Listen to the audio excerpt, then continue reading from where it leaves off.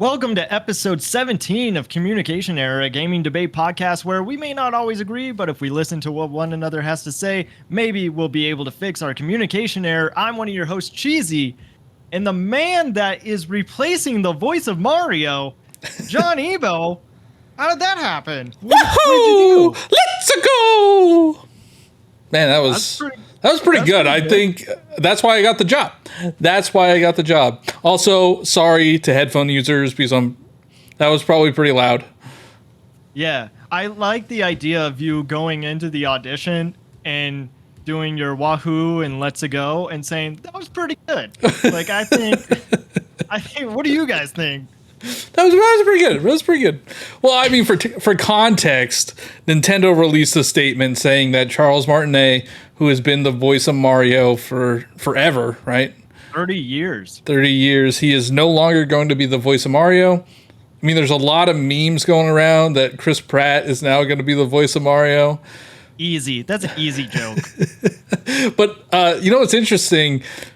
People were saying that they noticed a difference in Mario's voice in Super Mario Bros. Wonder. Like before this announcement came out, they were saying that they could hear a difference in the audio for Mario. So that's kind of interesting that people can actually tell.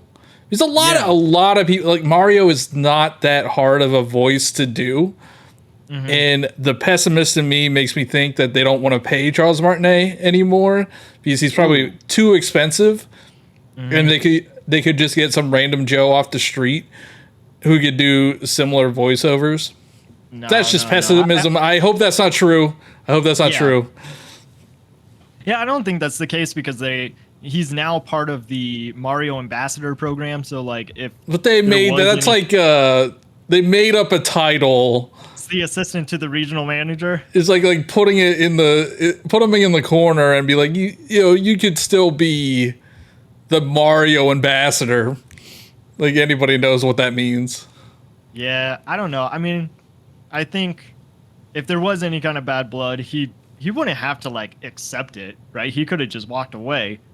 And they're going to post some kind of video with Shigeru Miyamoto and Charles Martinet about something at a later date. They didn't say what it was going to be about, so maybe we'll get some clarity as to why he's no longer voicing those characters. Plus, he's been doing it for 30 years. I don't know how old he is, but he's definitely not a spry chicken anymore. So maybe he just wants to retire. People want to retire. They don't want to work for the rest of their lives, Yeah, but even those, I feel like that's a whole conversation in itself is people that do retire. They're like, well, what do I do now? All I've done is work. I'm bored.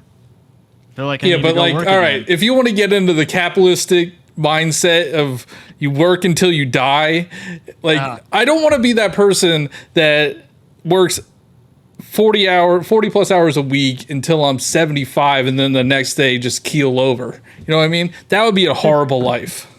Yeah. But that's not what this show is about. What is this show about? Well, let's get some server maintenance. We did not receive any new reviews on Apple, so make sure you leave a 5-star review for us on Apple. We hit... I can say, it could even be a bad review. Just leave us 5 stars. Yeah. If you want to say something bad about us, that's fine. You don't like the show? That's cool. Just give it 5 stars. We'll read it on the show anyway. Tell me why I'm wrong about Skyward Sword. But yeah, if you leave 5-star reviews, they do really help a lot in the algorithms. We got 25-star reviews on Spotify, so that's really cool. So drop a 5-star review if you haven't yet. Subscribe to the YouTube channel. We're almost at 120 subscribers already. Follow us on Twitter. Social media accounts. I think we need to have a race to see which one gets to 100 followers first. Because we're getting close on a lot of them. Twitter's at 66? Yeah. I think by this time next week, we should have at least the funny number of 69. Instagram's at 32 or 33. TikTok's at 32 or 33. So, got to pump those numbers up. Yeah. Anyway, What that's else? well, actually, speaking of the Charles Martinet, you had posted a question on the Communication Error Twitter account about what your favorite Mario moment is.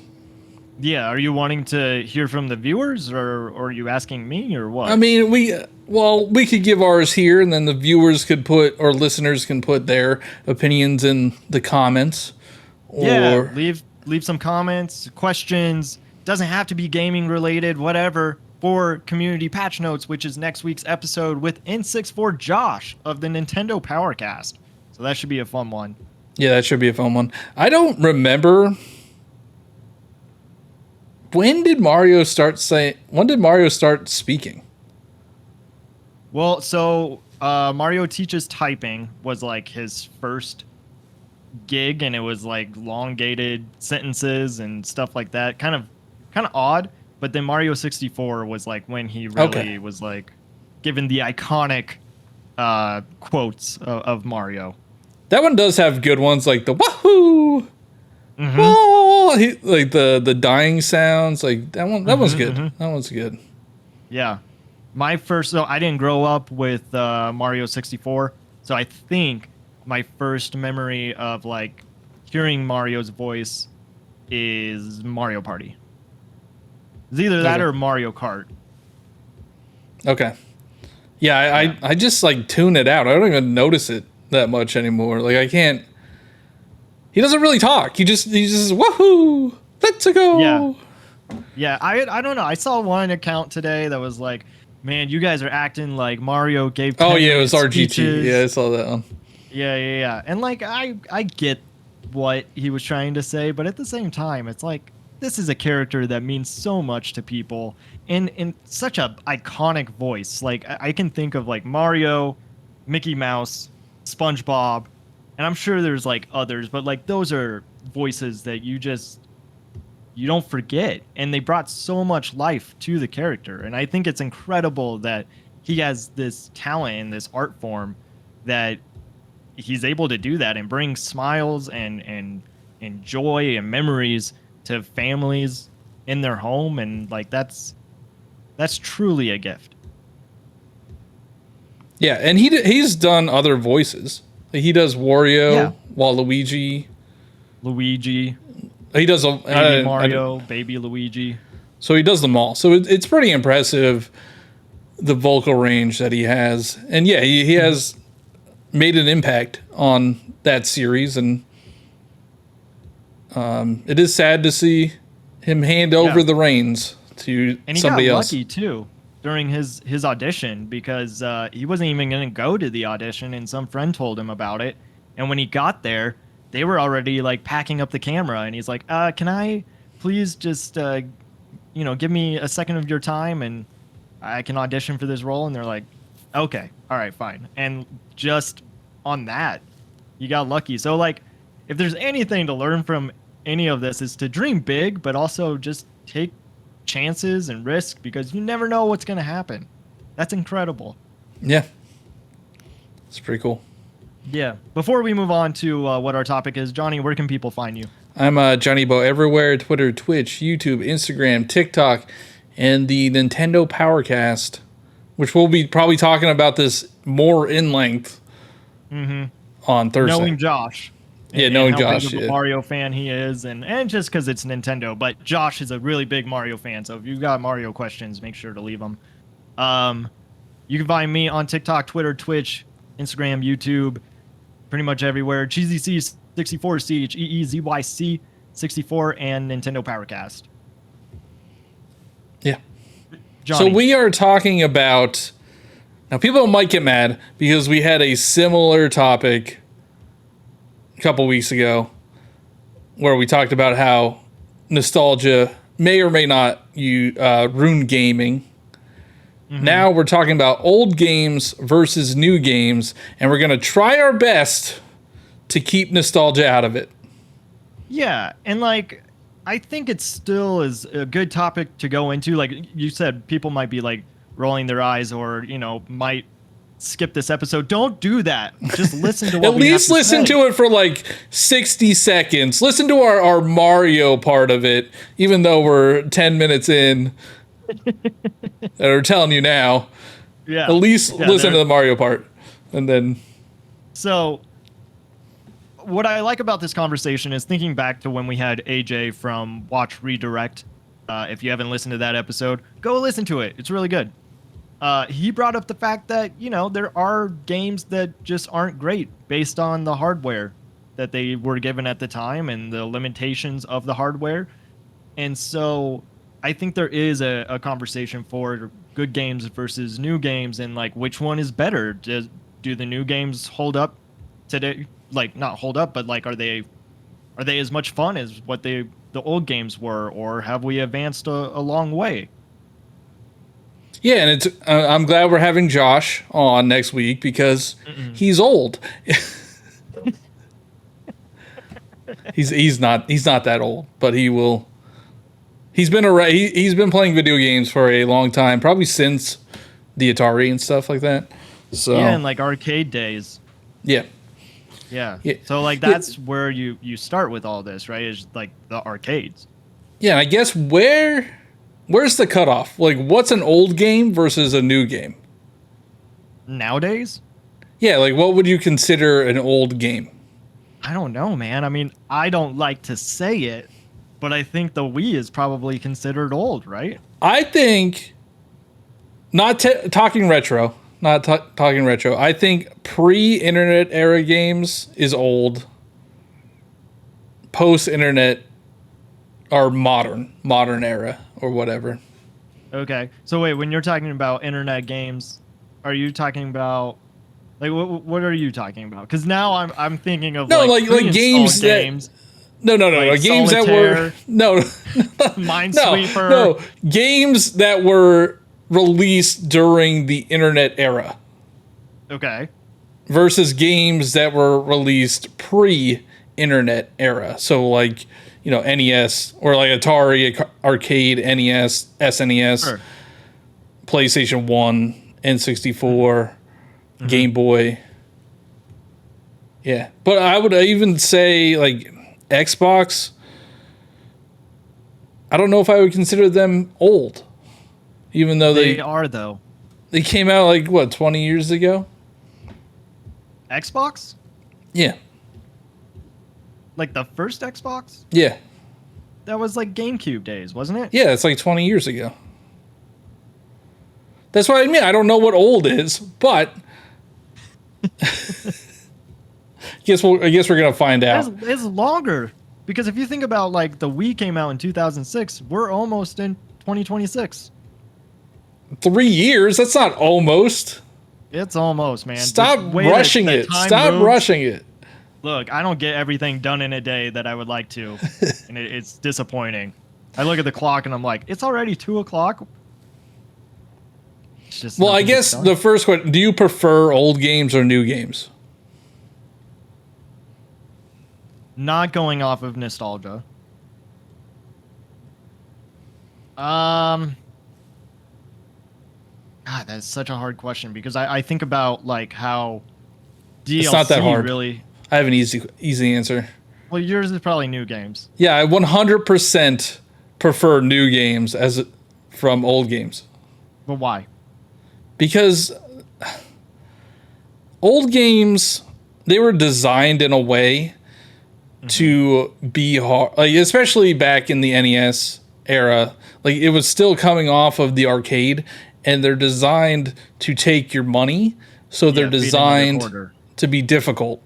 And I don't really want to play games, with the exception of From Software games, that are hard just to be hard. Like there's no. That's the only exception for you. You don't Yeah, really I like think- difficulties unless it's like from software. Yeah, I think From Software does a good job of having it be difficult but also satisfying. Like the old games, it was just hard. Like they would just throw a bunch of enemies at you, or they would have like an impossible jump. Yeah, kind of like Super Mario Bros. 3. You know, That game's not hard. it's not as easy as what people make it out to be. They're like, oh, I could beat that game in like 3 hours. Did you get okay? Update. It's an update on homework time. Bah, bah, bah, bah. Did you? Yeah, we got to get some stingers on our show. Yeah. I feel like there's a lot of lot of sound effects we could use. I think what we need like a cut where like it's me with a ruler with a blackboard and just like, where's your homework? That's the transition right there. All right. So to update everybody, I got to World 8. So I've got just one world left, and I am done, and I don't have to play this game again. Wow. Yeah, people say that I'm wrong about Skyward Sword, and you are just completely bashing one of the greatest games ever made. Again, is it nostalgia? No, it is not. I don't know. That game holds up. Okay, leave in the comments if that game holds up. If Super Mario Bros. 3 holds up today, and Cheesy is just bad at video games. I don't think. I mean, this game does make me feel dumb. It makes me feel like I've never played a Mario game before, and I love Super Mario World.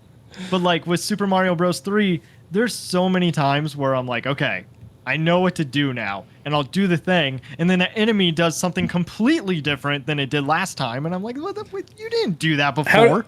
How many game overs did you get? I don't know. Does it tell you? Have you been using save states? I've only been using save states when I get to a new world. Okay. I feel like that's acceptable. That is acceptable. And I think that game didn't have saves. Like when it first came out, I don't think it had saves. So you would have to beat that game. You would have to leave your system on and hope the power doesn't go out, or hope your parents didn't turn it off. Right. Or you beat it in one sitting, which it is possible, but when you're younger and a kid, it's not. Yeah. But they do have the warp whistles that you didn't find. So no, I don't know what those do or what they are. I gotta watch The Wizard after this. I still have so much homework to do. I went to see Blue Beetle this weekend. Oh, how was it? Yeah. And I thought it was decent. It was one of the better DC movies, which is a very low bar. But they had a Nintendo Power Glove in it. Nice. Yeah, That's cool. So like, I don't want to spoil it, but there's a scene where like they find these gadgets from like the 80s and 90s, and the Power Glove was one of them. And I'm like, oh, that's pretty cool. Nice. But that reminded me of The Wizard, because The Wizard, I'm pretty sure that they introduced the Power Glove. Yeah, I'm pretty sure that's in there. I know also like Captain N used the Power Glove. You know Captain N? I mean, I heard of it. I don't know what it is. So. Like the cartoon? Yeah, no. Oh. I think you can find those episodes on YouTube just randomly. I'm not going to, no, I'm not doing, that's not a homework assignment I'm doing. Wait, why didn't I get homework assignments, but you don't? Because everybody has to play Super Mario Bros. 3. Okay, that's a good point though. Like you couldn't save back then. Yeah. So that's a good feature for newer games. I think Legend of Zelda on the NES was the first game you could save. Yeah, that sounds right. And then like Metroid, they gave you this long code that they're just like, good luck. Hopefully you have a pen and paper near you. I think that was a big thing. Like passwords were a big thing. I remember playing Mega Man X, and when you would get a game over, they would give you a password. And like, that's so weird to me. Now, like, games would never do that now. They don't have to, because there's save features. Right, but if they did, people would not have the time to like put in. How many characters was that? It was like 12. I think it was. Yeah. I'm trying to think. No, it was 9. It was 3 across and 3 down, I think. I'm trying to think of the game over screen. Yeah. I mean, maybe like people would take the time to put that in, but every time that would just get old. Yeah, super frustrating. I don't think I ever did it. I think I just like restarted the game every time. Who introduced autosaves? I don't know. PlayStation?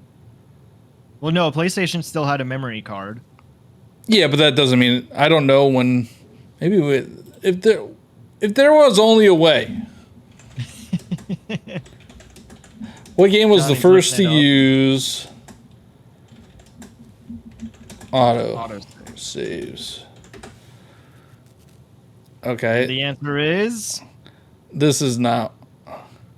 Was Spyro 2 one of the earliest games to autosave?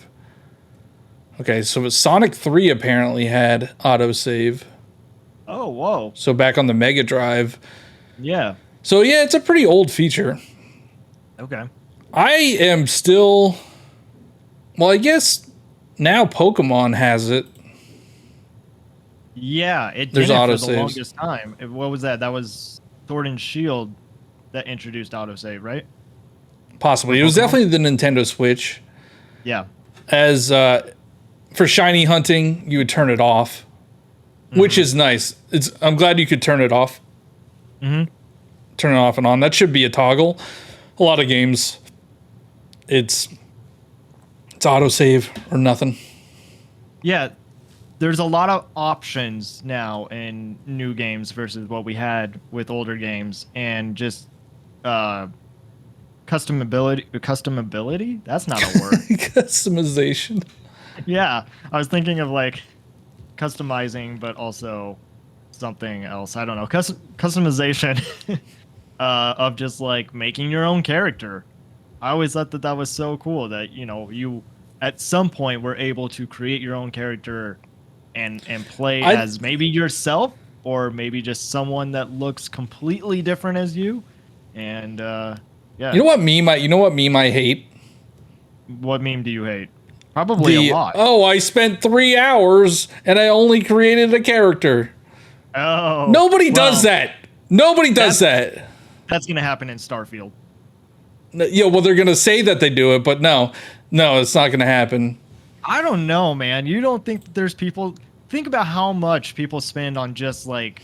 Jeff, how long are you going to spend on creating your character?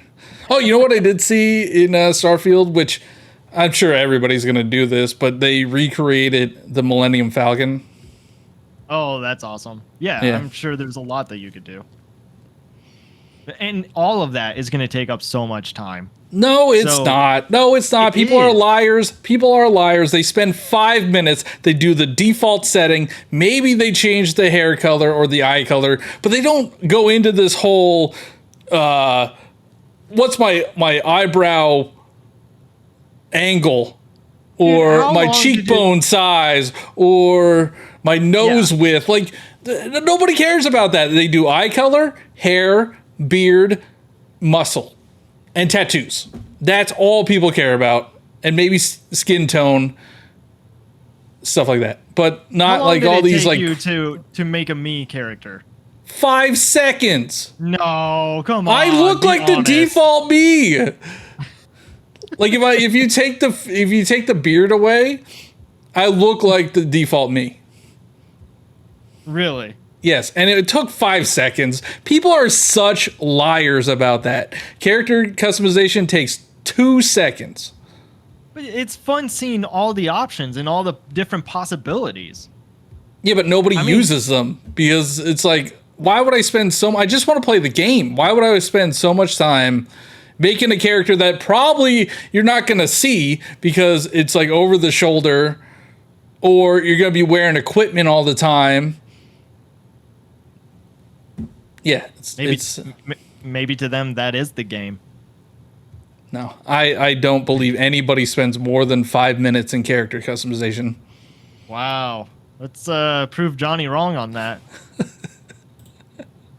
But all the options in the new games have been great. All the features, the accessibility features are awesome.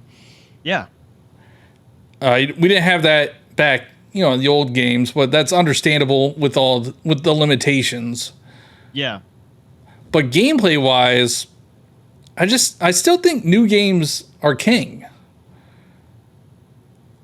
There's so much stuff you could do now in a game.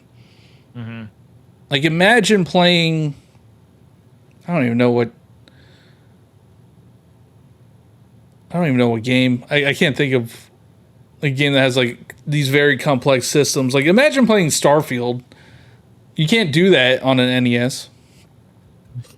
Right. You can play SimCity. That's pretty complicated. And The Sims was fantastic. Yeah, yeah. But the thing about The Sims, the original Sims, is I would always just make a house and then I would stop. Like that's all I wanted to do. I just wanted to make a house. Yep. Use Rosebud cheat code. Yep. And then maybe let my Sims die a few times, and then I was good. That's the gameplay for me. Same with the Roller Coaster Tycoon. I love those like simulation games, but I would try to break it as fast as I could. Like I would make a roller coaster that didn't connect. Wow. Yeah, it was pretty sadistic, honestly. Yeah, those poor characters. But those are that could be leaning into the nostalgia of why I enjoy those games. Sure, Because there are games that you can do that. Like the Sims are still around. I haven't played a Sims game in a long time. Neither has EA. They're still on Sims 4. Yeah, they charge you like what, $20 an expansion or something. Yeah. DLC is a big reason to maybe talk about newer games and how it's good and bad. Yeah, I don't think there is bad DLC, but there is good DLC. Yeah, for sure. But now they've figured out ways to get everybody's money, and maybe they don't have to put in the time into it, or super scummy ways of getting you to like sign up for their subscription or whatever it is. Pokemon Sleep Pass, you can pay $10 a month to sleep. Yeah, but you don't have to, which is nice. That's crazy. That's $10 a month. I hope if anybody out there is doing, because you don't even get, I don't even know what you get with it, but it's not worth it. It's not worth $10 a month. Yeah. No. But yeah, no, DLC, it definitely, the new games definitely have that corporate feeling. Mm-hmm. And older games felt more like they put some care into them. Yeah. How do you feel about startup screens? Startup screens? What? Oh, really? You didn't hear this news? Oh, is this about Starfield? Yeah. And about how it looks kind of basic or something? Yeah, and like they didn't put the care into it, and I don't know. That guy broke NDA, so is that gonna? Yeah, you can't. You're not supposed to show anything. You're only supposed to just say that you are playing it. But you can't show. You can't say if it's good or not. You can't say. You can't show any footage, and I think he broke NDA. Yeah, I want to say I do think that I understand where the person was coming from, because like from a theatrical standpoint, if you are at a play, well, let's say a musical is a better example. You get to hear the overture, and then the curtain opens up, and that's kind of like but that's part of that would be like the curtain is the menu screen. Right. Yeah. And so like in the music of like the overture is setting you up for what you are going to hear throughout the show. But I don't really think that applies with gameplay, because like even I don't think I've ever thought Tears of the Kingdom. What was that? I don't think I've ever thought when I loaded up a game like, oh, this home screen sucks. Right. Yeah. It's just the. It's like I want to just get to play game. Just play game. Yeah. Or continue game. I will say though, Pikmin 4's start screen is it changes. Beautiful. It changes. Yeah, and the music is great. They put some care, and that game's fantastic. So maybe there is some weight to this theory that maybe. I'm trying to think what Tears of the Kingdom has a pretty nice looking. But it just has like the glowy things lying by. Breath of the Wild does not have a good one. It's just it's a static screen. Super Mario Odyssey doesn't have. I don't know. Well, he pops up, so that's kind of nice. Now I'm thinking of start screens. I don't think it matters. No, it definitely doesn't matter. That person just wanted some clout. That was a clout chasing. Yeah. but with DLC, like what we were talking about, it can be good and it can be bad. Like there's a lot of promises that are made today in the gaming industry, and developers, or the higher ups, saying that developers are going to get this to be in the game. It turns out it's not going to happen. Sorry. And like you get people's hopes up versus having a game like Mario 64 where that is the complete packaged game. Nowadays, do I think that going back to, what was that, 96, that people would have liked added on to Mario 64? They would have loved that. That's such a cool idea. But it's also nice to just have a game that is already complete. And I'm not talking about like games that have a DLC that come out later and that isn't complete. Like I still think the game that they put out was the game that they intended for the most part. But then the DLC should just be that added on package. Yeah, and I would have loved to get Odyssey DLC.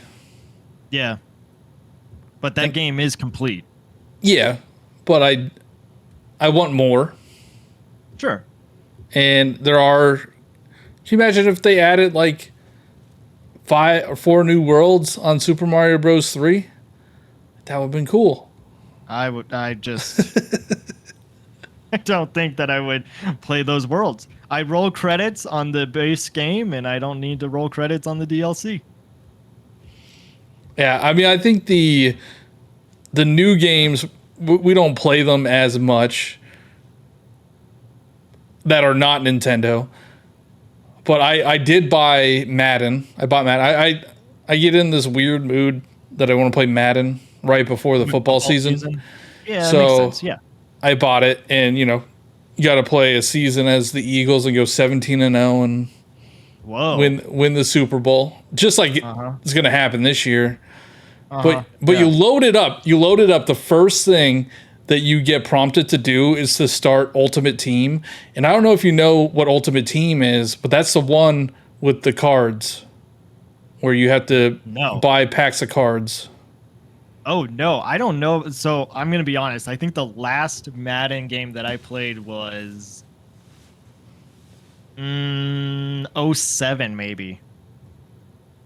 Yeah, they definitely would have had Ultimate Team back then, but but now like, it's right in your face.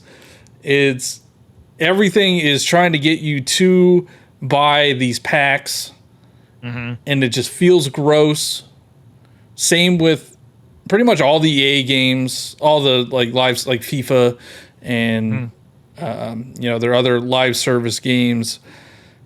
Jedi Fallen Order and Survivor are not that way, which is nice. Yeah. But there are like Star Wars Battlefront was like that too, loot boxes, and it just feels like some of the new games are just cash grabs, like Call of Duty. It's pretty much the same every year.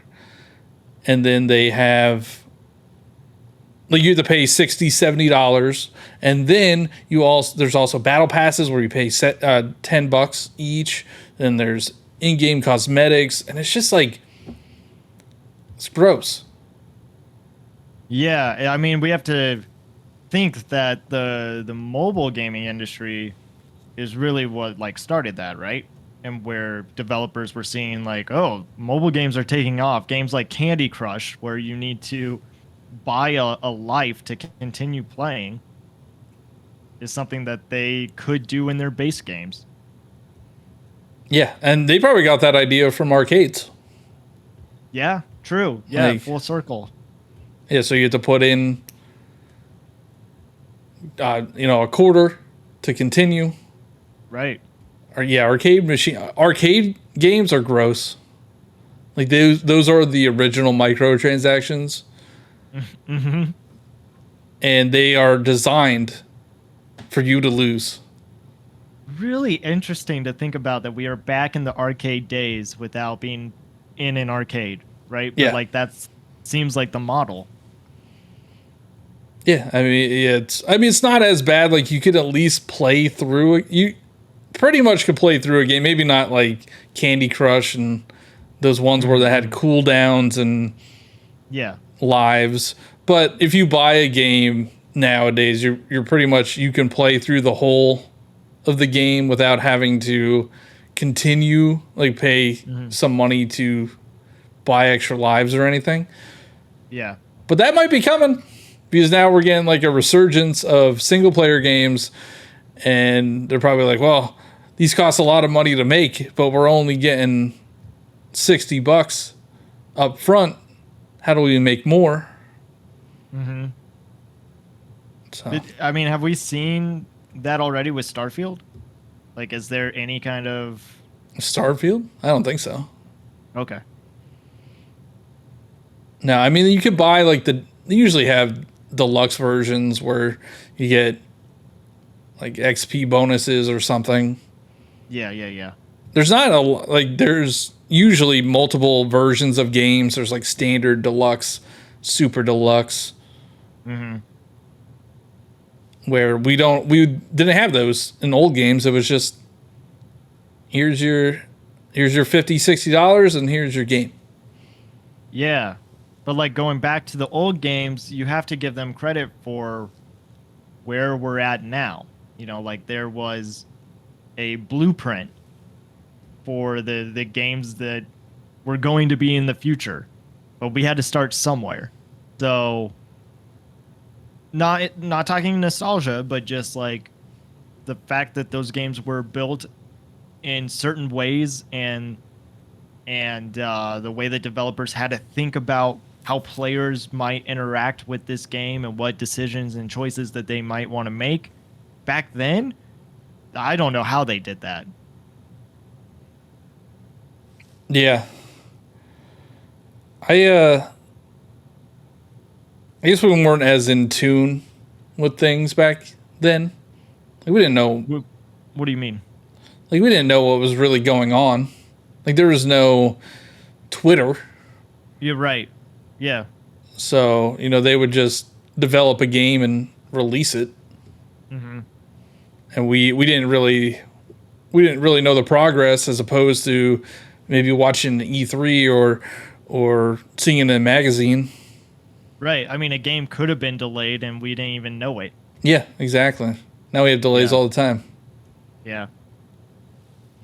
I think a lot of the conversation when people have these types of, are new games better than, or are old games better than new games, it's because they want to go back to a time where there are no like microtransactions. There are no DLC. Mm-hmm. Like you get the full game when you buy the game. Yeah. And the discourse around gaming today. Because like, we were talking about the Splatoon seasons and, what you're given in the Splatoon season. And, it takes 3 months for them to update their gear and emotes and clothing and, just like all of that. But is it enough? And are we okay with that? Will we want it to be something more? But you don't have to have those kind of conversations with like Smash Bros, right? Because it was just, here's your characters that you can play as. Here's 4 unlockables that you can get a certain way. Oh, you mean the original Smash Bros? Yeah. Oh, well, that is a good point. I miss unlocking characters and unlocking stuff. I do too, but I'm okay with it being gone for accessibility reasons. Yes. Like, I do think that it's a bummer that some people couldn't play as, Luigi or Jigglypuff or Ness or Captain Falcon. Yeah. No, I agree. But it is satisfying. Like, there was some really weird way. Like, Mewtwo, I think you had to have You the had to game leave it on for 24 hours, I think. Yeah, something like that. It was very odd for Melee. Yeah. I do miss those types of things where you could unlock you'd prove your skill by like completing a challenge, and then you would unlock something. Not only that, but just like the discoverability of it, because we didn't have. I mean, we had internet, but maybe not everything was out on the internet to where you can discover, hey, this is how you unlock Mewtwo. It was just like, and we weren't supposed to leave our GameCube on for 24 hours, but that was the Yeah, but I easiest way wanted to play as Mewtwo. I wanted to play as Mewtwo, man. You just had to play Smash Bros for 24 hours. I mean, that came out when the internet was around, so I'm pretty sure. Like, I would use Cheat CC. Have you ever that website? No, I don't. It was a bunch of cheats. Like, you would cheatcc.com. I don't know. I don't think it's around still, but you would be able to find cheats and unlocks and stuff. Like, that's how a lot of people found GTA. Well, all those codes. I was a bookie back in the day. back in the old 5th grade, my friend Brendan and I, shout out to Brendan, we thought that it was super cool that we could go online and find cheat codes, and not a lot of people like knew of like looking for cheat codes in games. So like we had our little notebook, something that you got for free if you were like a good student. I think it was like a smiley with a tie-dyed cover on the front, and then we would just ask people like, hey, you looking for a cheat in one of your video games? And they'd be like, yeah, Grand Theft Auto. And we'd like go home, research Grand Theft Auto, write it down in our notepad, and then we would charge them 25 cents. 25 cents? That could be very lucrative. That could be lucrative. The cheat. Yeah, it was great. It was yeah, fun. but I mean, you had the websites and you had the Game Sharks. Yeah. Like those days are long gone. Mm-hmm. And it was just silly cheats. I don't even know. I think GTA still does put cheat codes in the game. Mm-hmm. I might be mistaken. I haven't played that game in a while, but I'm pretty sure there are cheat unlocks, which is pretty cool. Like that's a neat little Easter egg. But other than that, I don't know of many games that still have cheat codes. I imagine there's got to be something out there, something that is just given a nod to the first generation of gaming, where you could, type in a code. My first interaction of a cheat code was probably GoldenEye, and putting it on like paintball mode, or bobblehead, big head. Yeah. Yeah, I remember that. But again, I think it might be nostalgia. I don't know if that makes a game better to have cheat codes. I don't know if that's nostalgia. That was just like an option, because was it a cheat code? They put it in the game, so you probably weren't supposed to find it, but if you did find it, like, hey, good for you. This is a way that you could play the game. Yeah, it's things like that I do think older games had like charm, and now it feels like it's like a corporate entity, all designed to get your money. I think Nintendo does a good job of keeping the charm, and they still sell like a butt ton of games. So they don't need to bog their games down with DLC and microtransactions yet. Right. You're always one that's wanting some kind of season. I do, but that's I want more content. That's all I want. I just want more content. Like Mario Kart. Mario Kart has special unlocks. True.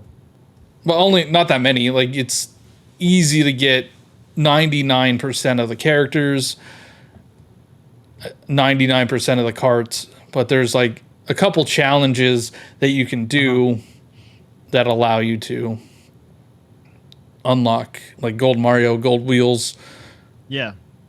Gold Glider. Yeah.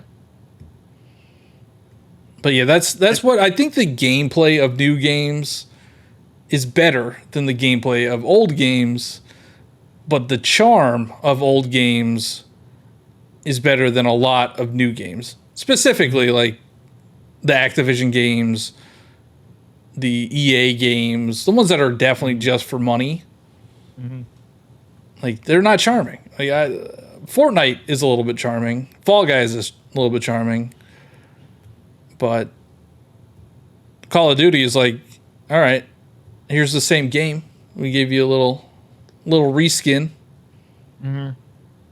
I mean, I'm just asking a question. Can something like Call of Duty be charming? Is there I think so. Charm and I think there's ways you could be charming. Even if it's hyper realistic like that, you could have, I don't know, characters say little quips. You could have weapon games now have weapon charms. Like Halo had a bunch of weapon charms, and like they're fun little things. They had like the Clippy, like the Microsoft Clippy.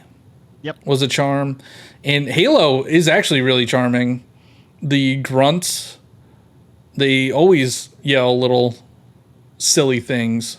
Yeah, I think, and I could be wrong, but I think Conan O'Brien and Andy, oh god, I can't remember his sidekick's name, but they had like a little like cameo in one of the Halo games. I think in the first one. Yeah, I might be wrong. Don't judge me. Josh will know. He's a huge Halo fan. Okay. It's going to be fun talking to Josh because I do think that he is going to talk a lot about nostalgia and just how he feels about gaming. But I think the other reason that we have brought this topic up specifically for Josh is it seems like he is not really enjoying new games. And we have a lot of people that do feel that way, that it is more of a chore than it is something that is fun to do. Yeah, and I think a lot of people, you know, they have this idea of what the game, like, for we talked about Halo a little bit. Halo is not in a great place right now. Well, I mean, I think they're improving it, but people don't see it in a great place. But they had so many great memories and good times with the original Halo. Actually, the first three probably, and Bungie. now. But with Bungie, with Bungie, and now it's with 343, and I think Halo Infinite's a great game, but people don't see it that way. They want to go back to the Bungie days, and I think people just, it's hard to like something for 30 plus years. Like it's kind of incredible that we still do enjoy things that we enjoyed when we were kids. Yeah. Like, I can't wait for Super Mario Bros. Wonder. And I've been playing Mario since I was 4 or 5 years old. So I don't know. Those things, for me, I don't feel like I will lose interest in gaming unless it becomes less charming. That is something that I do really love about specifically Nintendo, is just how charming they are, and like the characters, the colors, the writing, the if there is voice acting, which there's not really, but like the creative. You just heard my audition for Mario. Oh. Well, I mean, hopefully you get some voice acting, but I mean, I don't know. Was that true? Were we supposed to even announce that, or is there any? I don't know. Now the Nintendo ninjas are coming to get me. And the door starts creaking open. But no, I get it. Definitely Nintendo games are charming. I think they're very. They have that special sauce that like the other companies just don't have. Some of them. I think. Yeah. I think Insomniac is charming. That was the one I was going to say. But like, too. I wouldn't call Naughty Dog charming. Well, why? Because you said that Call of Duty can be charming, but Naughty Dog can't be? I don't think. I mean, I do get. I guess the quips between Joel and Ellie are charming, and then I guess I'm thinking more like Uncharted. Yeah, Uncharted. Yeah, that's more charming. lighthearted. Uh-huh. Yeah, I could see it. Yeah. That Yeah. Yeah, I don't. Yeah, I think. Yeah, the PlayStation studios are pretty good. Rare. Yeah, Or Rare. What used to be Rare. I guess they I still think they're have still. it, 'cause Sea Yeah, I of think. Thieves is still charming. Yeah, I think Sea of Thieves is still pretty good, and I know people didn't like that for a while, Uh-huh. but now it's. I mean, they update it constantly, Mm-hmm. and that's what's cool about new games is if it's a bad game or like not up to stuff, they could update it Yeah. down the line. You know, a game on the NES or the SNES that's stuck. Right. Like you can't update those.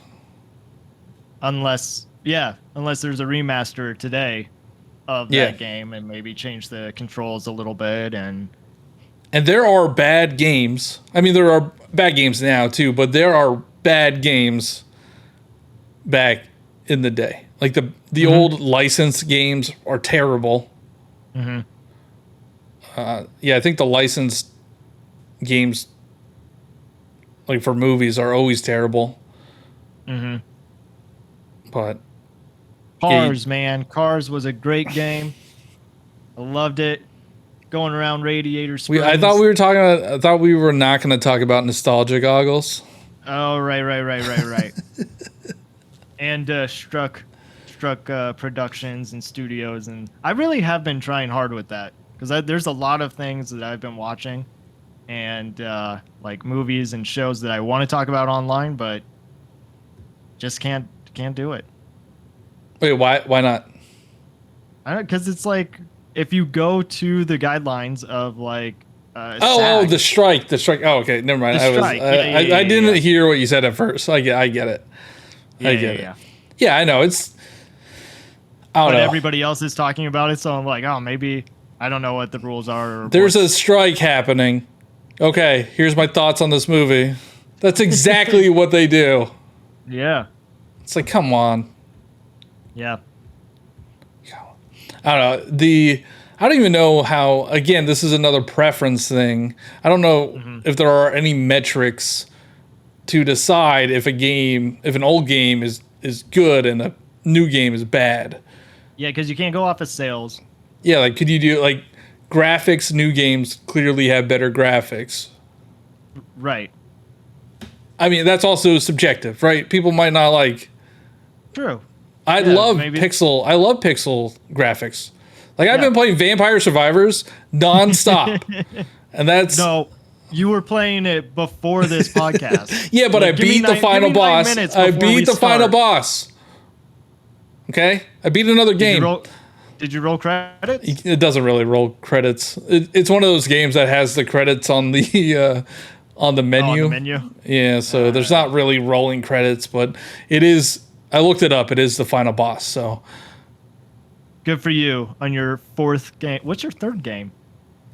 Brotato. I'm counting it. So we've got Tears of the Kingdom, Pikmin 4, Brotato, and Vampire Survivors. And I want to play more Bomb Rush Cyberpunk. That game is awesome. Yeah, it's really good. I've only seen like video of it. That's inspired by an old game. Yeah, that was Saturn. Sega Saturn. I think it was Dreamcast. Oh, Dreamcast. Yeah. I think it was inspired. Well, if you don't know what it is, listeners, it's pretty much. I think it is the spiritual successor to Jet Set Radio. Mm-hmm. It's made by the same team, or some of the people were from the original team, and it's really good. It's really good. It's a little pricey. It's like $40, but and the music in it too is all license free. Yeah, it's all license free, so you could stream it. Yeah. Or record videos. It's really good. It's really good. If you're looking for a change from like hyper realistic or the big IP like Zelda and Pikmin, well, Zelda, Pikmin's not a big IP. Check out Bomb Rush Cyberpunk. It's very hard to say, but check it out. I bought a bunch of games on Switch this past week because I bought Vampire Survivors, which everybody should buy. It's $5. Clockwork Clone, buy it. I know you don't like roguelikes, but like, it's good. And buy Hades as well. Mm-hmm. But I got that. I got Marble Lit Up. Oh yeah. That's a lot of recommendations from All In. Yeah, Media. that's exactly what I whenever I see Seth or All In post a video about a game, I pretty much buy that game. Yeah, go follow All In Media. Great people over there. Great recommendations. And also just different than like what other people may be playing at the time. Yeah, they're good. I mean, I knew Vampire Survivors was good because I played that before, but Marble It Up is silly. It's just a little marble game. Bomb Rush Cyberpunk, check it out. And then I got Red Dead Redemption. Nice. And have you played that? I played it. Played about an hour, and I think you're right. I don't think it's for me. Yeah, I knew it. I knew that you weren't going to continue it. Because I'm like, all right, I could do my story time. All right, what's your story time? All right, so you load it up. There's like a 20-minute cutscene, and then you get shot. Mm-hmm. And this woman takes you back to her little ranch. Mm-hmm. You heal up, get out of bed, and then you shoot bunnies. And then there's another 10-minute cutscene, and you go back to sleep. That's the first hour of the game.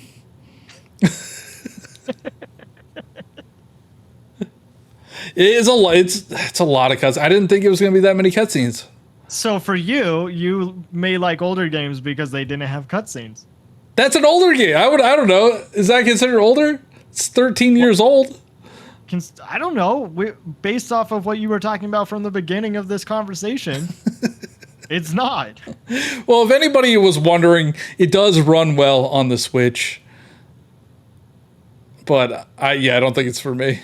So I just spent $50 on a game that's probably not for me. I don't know. I just like games where they let you play. They just let you hop in and play. And that is a big plus of old games.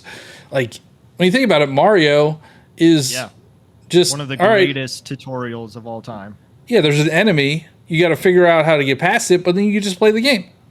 There's no... They don't even... run into the Goomba and you die, and you're like, oh, okay, well, I guess I shouldn't do that. There's no button prompts. Mm-hmm. There's nothing. That's what I love. Yeah. I love that. I love that. And that's why I think I like From Software games too, because they just kind of throw you into it. Mm-hmm. And they're like, you figure it out. Yeah, we don't know. Yeah. And that's fun. That's fun to me, and I can't wait. Our guy forgot to write the instructions, so... There is usually like a cutscene for like 5 minutes, but then they're like, here you go. And then you're supposed to die. Mm-hmm. Like, you have to die for it to actually get going. Do we think that indie developers have a better opportunity with newer games than they did back in the day? Like, is it easier for... Well, it is. It's easier. Were there indie games? I don't even know if there were indie games before, like, 360 era. That's a good point. I can't remember. I mean, there was like, there was the AAA games. Sure. Then there was like AA games, and we don't really have AA anymore. Now it's more indie and AAA. And some indie games can be AAA. Uh-huh. But I like the mix that a lot of indie games do, where they mix with like retro games and update it for modern play styles, like modern mechanics and everything. That's why I like Celeste. Vampire Survivors so much, because it's like a retro game, but there's modern mechanics. Same with like Shovel Knight, Cuphead, Hollow Knight. Like they're all inspired by retro games, but they're modernized. Like I could see a game like Hollow Knight on SNES. Like I think that would for sure. that would work. Yeah, Shovel Knight. Shovel Knight would work as well. I mentioned Celeste, but thinking about it, those are some advanced inputs. Yeah, but you that I could don't know. see it being on NES or probably SNES for that one. Yeah. I don't even. There's not that many button inputs, right? I think there's like 2. Yeah, I think so, because you got to like climb, you got to jump. There's like a double jump. But if you miss the good old days, play indie games, because there's a lot that take inspiration from retro games. And just support indie Yeah, support developers, indie. too. Which I did learn. Jared and I were talking earlier about Little Kitty Big City. Apparently, it's somebody from Valve. Wait, somebody from Valve made that? Yeah, they left Valve and they made Little Kitty Big City.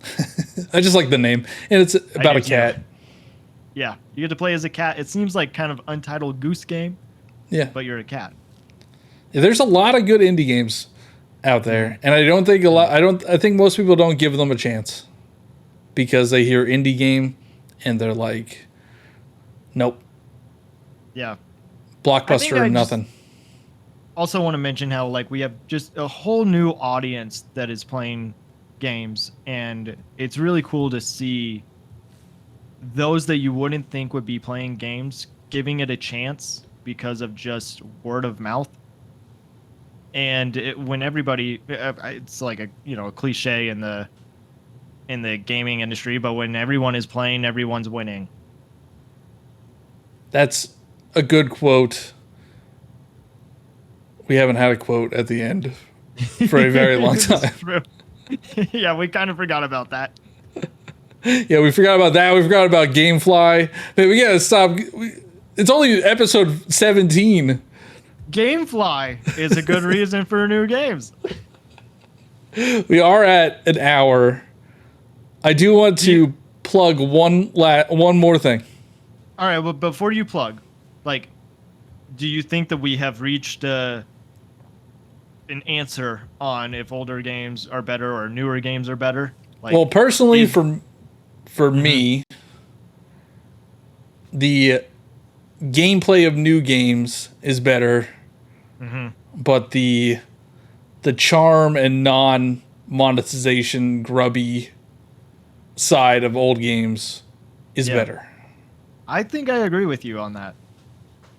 Like I feel the same way. It can be really gross industry. Also, I mean, just all the discourse that we get on gaming when there's people that don't even create games and think they know what they're talking about. That can kind of ruin like the new game feeling. But like, we've come a long way, and it's incredible that we're able to just experience these kind of art projects. Yeah. What were you gonna plug? Oh, I just wanted to say Brotato was in the top 10. Jeez. And actually, I think it might have been in the top 5 on the eShop like 2 weeks ago. I just wanted to. So wait a minute, hold up. What you're trying to do right now is you're trying to take credit for it being. You're welcome, Brotato developers. And so Brotato is fantastic. Vampire Survivors is fantastic. Brotato is inspired by Vampire Survivors, but I think the gameplay is different enough that you could find enjoyment out of both. And they're both $5. So check it out. Not sponsored. I just like Brotato. Yeah.